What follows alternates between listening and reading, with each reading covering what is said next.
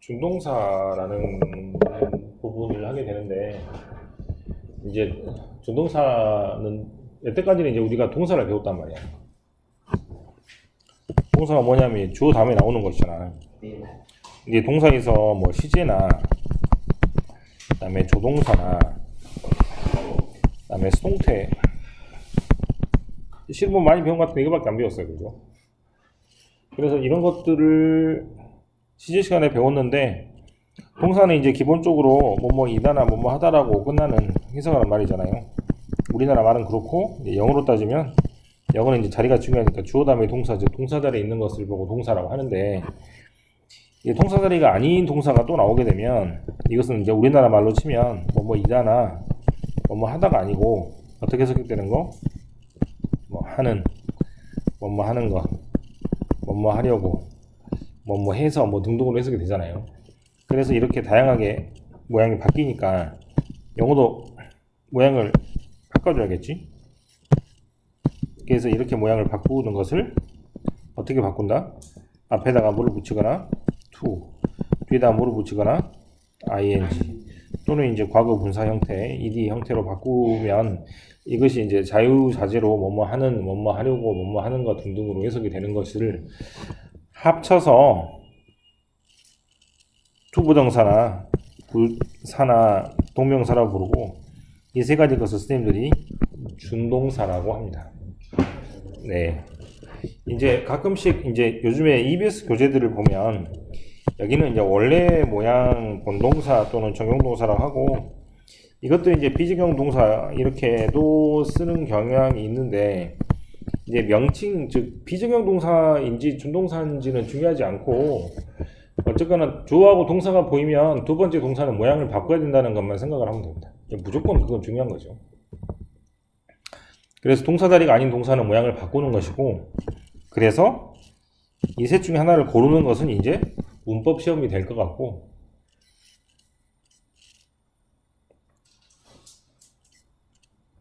동사 자리가 아닌 것은 모양을 바꾼다라는 개념은 아주 기본으로 깔고 와야 돼요. 알겠습니까? 그래서 이런 것들을 오늘 또 배우게 되는데, 오늘은 처음이니까 분사만 하나만 하고, 분사 구문은 되게 할 게 많아서 이제 시간을 따로 빼가지고 하겠습니다. 네, 분사를 하는데요. 이제 분사는 이제 뭐라고 적혀있냐면, ing나 ed 형태로 동사 형질을 지니면서 문장의 형용사 역할을 한다고 되어 있잖아. 형용사는 즉 명사를 꾸미는 말이기 때문에 어떻게 보면 되냐면, 잠깐, 동사가 명사를 수식을 하게 돼요.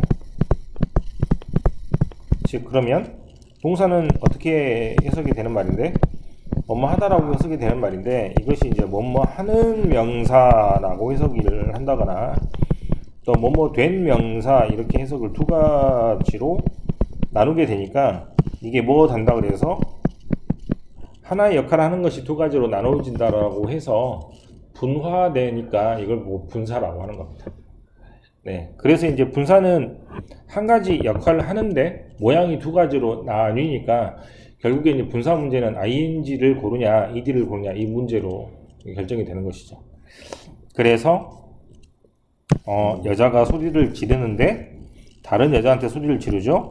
왜? 점핑, 펄쩍펄쩍 뛰면서. 아, 뛰고 있는, 이렇게 해야 되는구나. 네, 여자가 뛰는 여자한테, 네, 박스가 머물러 있는데 히든 뭐 할 때까지, 네, 숨어 있는 상태로 계속해서 머물렀습니다. 사냥꾼이 떠날 때까지, 뭐 이렇게 하면 되겠죠. 그래서 ing를 쓰는지 ed를 쓰는지 pp를 쓰는지 이런 부분을 결정하는 것이 바로 지금 할 수 있는 분사에서 배우는 거예요. 자, 넘어가서 보죠.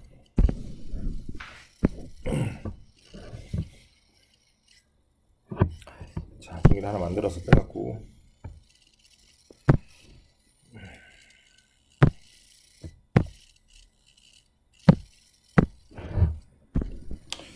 뭐라고 쓰면 되냐면, 뭐 상관없어요. 자, 이제 동사가 명사를 수식을 하는데, 같이 하는 것처럼 뭐뭐 하는 명사나 뭐뭐 된 명사 이렇게 두 가지로 나뉘게 되니까 이걸 보고 분사라고 했죠. 분사. ing는 대부분은 이제 뭐뭐 한으로 해석이 되고 ed는 뭐뭐 된이라고 해석이 돼서 ing를 선생님들이 현재 분사라고 하고 ed는 선생님들이 과거 분사라고 부릅니다. ing, ed를 결정할 때는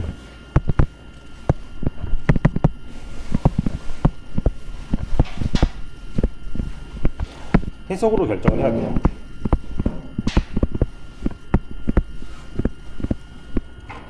즉 명사의 내물을 치고 이 명사가 뭐뭐 한으로 해석이 되면 뭐뭐 된으로 해석이 되면 이렇게 되고 대부분은 이제 방향을 생각을 하면서 능동인지 수동인지로 풀어도 돼요. 동작을 하는지 받는지. 이때 명사는 대부분은 가장 가까운 명사가 됩니다.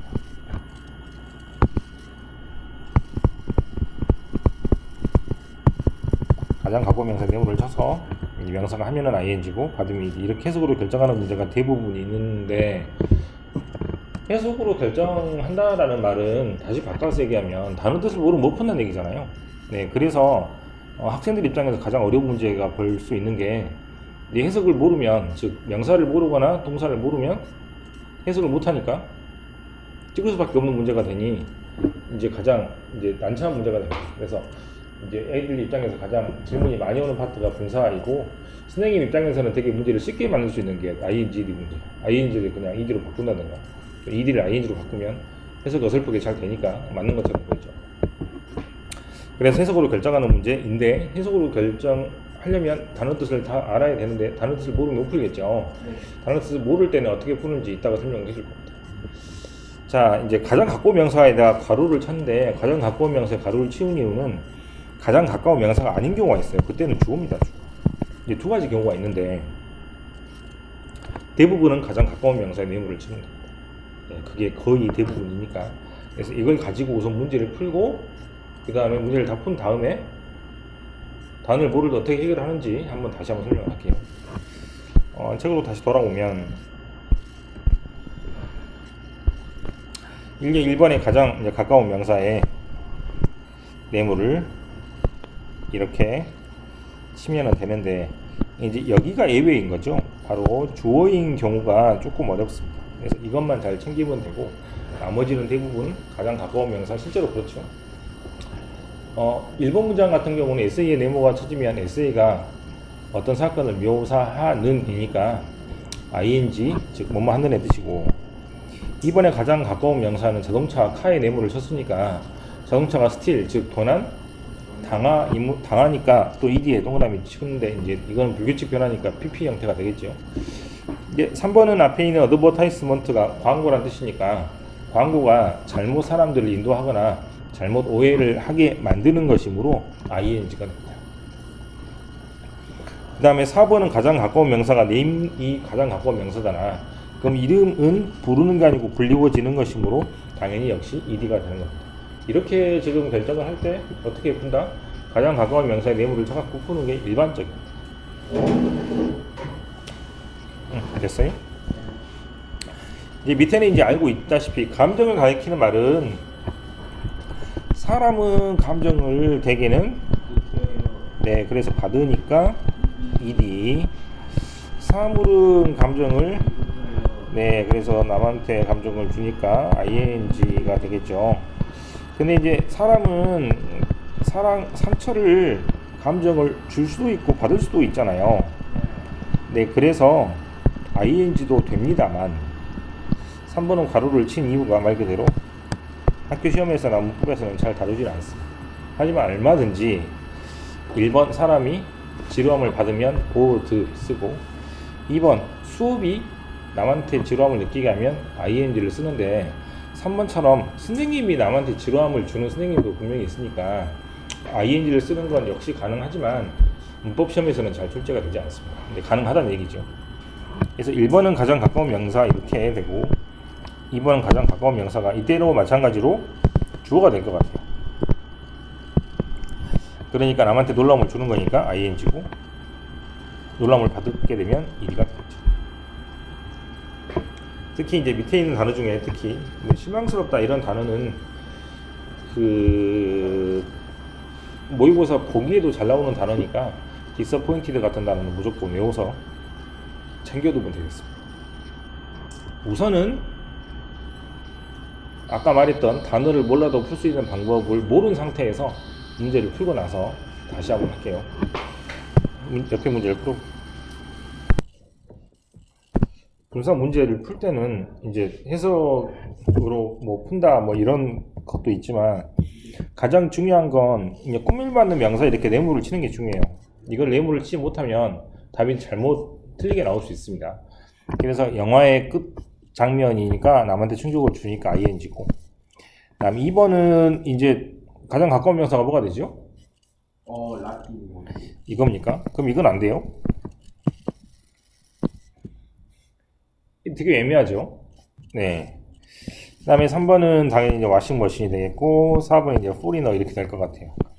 3번은 워싱머신이 기계니까 기계가 수리되는 것이므로 repaired. 풀이너는 외국인이니까 외국인이 혼동이라는 감정을 느끼니까 이렇게 하시면 됩니다. 지금 이제 문제가 2번 같은 경우이고, 2번 같은 경우는 이제 가장 가까운 명사가 뭐 거리상으로 봐도 바로 딱딱 붙어 있으니까 뭐가 가까운지 뭐 고르기 힘들잖아요. 그래서 이제 이거를 극복할 수 있는 방법이 밑에 나와 있는 것처럼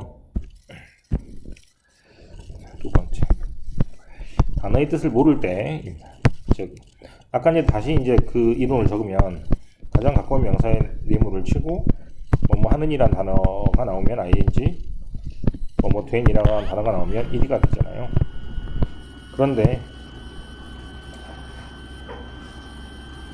우리가 능동태, 수동태를 배울 때 생각을 하면 주어 다음에 동사 다음에 목적어 이렇게 나오면 능동이야, 수동이야?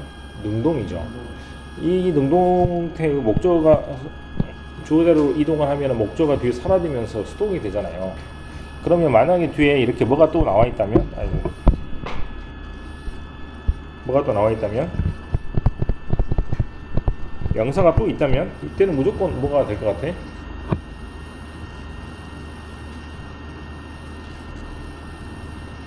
이게 명사고 이게 명사니, 만약에 동사 앞뒤로 명사가 있다면 그때는 능동이니까 무조건 ing가 되지. 그래서 네모가 양쪽에 쳐지고 가운데 ing들이 결정하는 문제가 나오면 그때는 능동 관계니까 무조건 ing가 돼. 그 다음에 혹시 만약에 뒤에 뭐뭇에 의해서라는 바이가 있으면 그때 역시 눈 딱 감고 PP 형태나 과거분사 형태를 쓰면 거의 다 맞게 됩니다. 알겠죠? 괄호를 치는 이유는 말 그대로 명사가 없거나 바이가 없으면 그때는 원칙적으로 해석을 해서 푸는 게 원칙이지만, 구조를 가지고 푼다면 주어 동사 목적어 이렇게 양쪽에 명사가 있으니까 능동 구조니까 그때는 이제 ing가 되고, 만약에 바이가 있으면 그때는 ed에 동그라미 치면 될 것 같아요. 그래서 능동 수동의 뭘로 구조를 가지고 분사를 적용을 시키면 말 그대로 해석을 하지 않고 능동 수동이나 ing들을 결정할 수 있게 됩니다. 됐어요? 네. 그래서 이게 이제 뜻을 몰라도 해석할 수 있는 방법이 될 것 같고, 그러면 아까쯤에 이쪽으로 와서 다시 보면 실은 이제 1번 M문 보면 여기가 SA가 있고 여기가 트립이 있잖아, 그죠? 그럼 양쪽에 네모가 쳐지는데 SA에 네모를 치면은 디스크라이브 하는 게 맞으니까 ing가 되고, 그 다음에 여행이라는 단어에 네모를 치면 여행이 남한테 묘사가 되는 것이니까 ed가 되잖아요. 그래서 명사 네모를 잘못 치면 큰일 나니 명사가 양쪽에 있는 경우는 이렇게 ing만 답이 되는 거죠. 마찬가지로 알겠죠? 자, 그 다음에 이번에 여기는 지금 주어의 네모를 치고 풀면 되겠죠. 그래서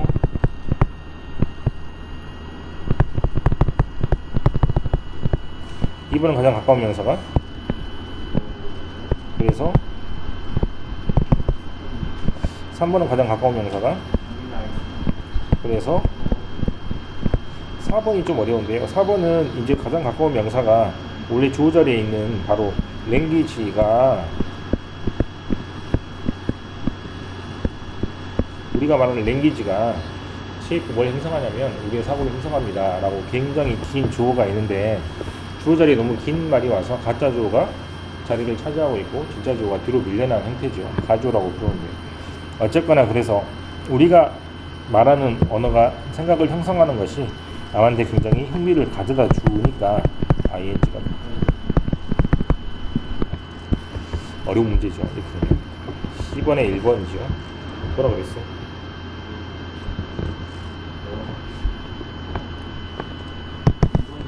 네, 이렇게 네모를 치면 아까 말했던 것이 명사죠. 2번은 뭐가 됩니까? 아니 10번에 1번이 틀렸고 10번에 2번은 뭐가 틀렸어? 1번에 relate라는 말은 관련이라는 뜻이니까 관련된 이므로 1임. 3번은? 2번이요. 네, 이 거미가 이 사람을 무서워하게 되니까 사람은 무섭게 되는 감정을 받음으로 1위가 되죠. 4번은? 예, experience 네모를 쳐서 남한테 놀라움을 주는 감정 또는 경험이므로 ing가 됩니다. 나는 그 새로 개봉된 영화에 실망했다. 나는 실망했다를 이렇게 적고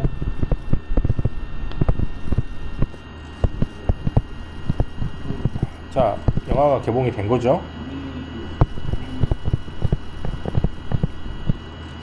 식물의 뿌리는 생존하는 데 필요한 물과 영양분을 흡수한다. 항상 뭐 쓸 때 모르겠으면 조동사 목적어 이렇게 완성하면 돼요. 그럼 이게 주어고 그 다음에 이게 흡수한다가 동사면 목적어는 당연히 물과 영양분이겠죠. 물과 영양분을 먼저 써야 됩니다. 그래서 물을 쓰고 영양분을 먼저 써야 됩니다. 자, 이제 이때 이거 INGD 모양 결정하는 건데 물과 영양분이 need 합니까? need 됩니까? 되게 헷갈리는데 이제 나무라는 식물을 생각하면 물과 영양분이 있는데 당연히 이렇게 되죠. 맞죠? 이제 나무가 필요하다 물을, 그지? 나무가 필요하다 물을, 맞죠? 그럼 물은 당연히 필요하게 되는 것이잖아요.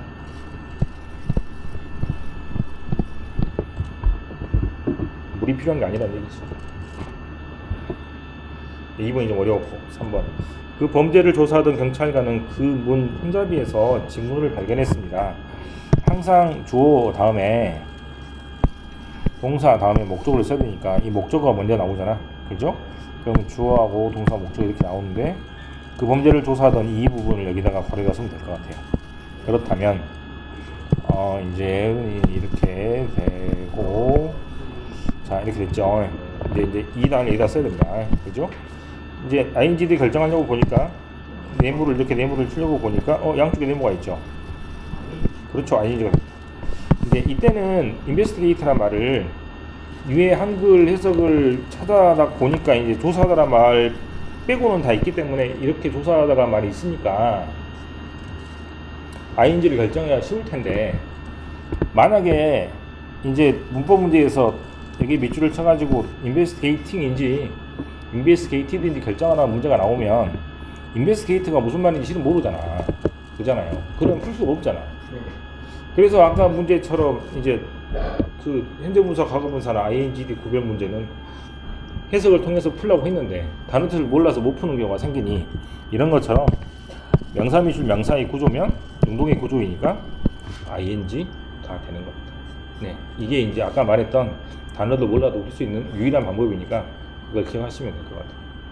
다음 시간에는 분사 구문이라는 걸 배우는데 분사 구문은 되게 할 게 많은데 책에서 너무 간단하게 설명이 되어 있기 때문에 아마 프린트를 가지고 설명을 좀 하고 시간이 좀 걸릴 것 같아요.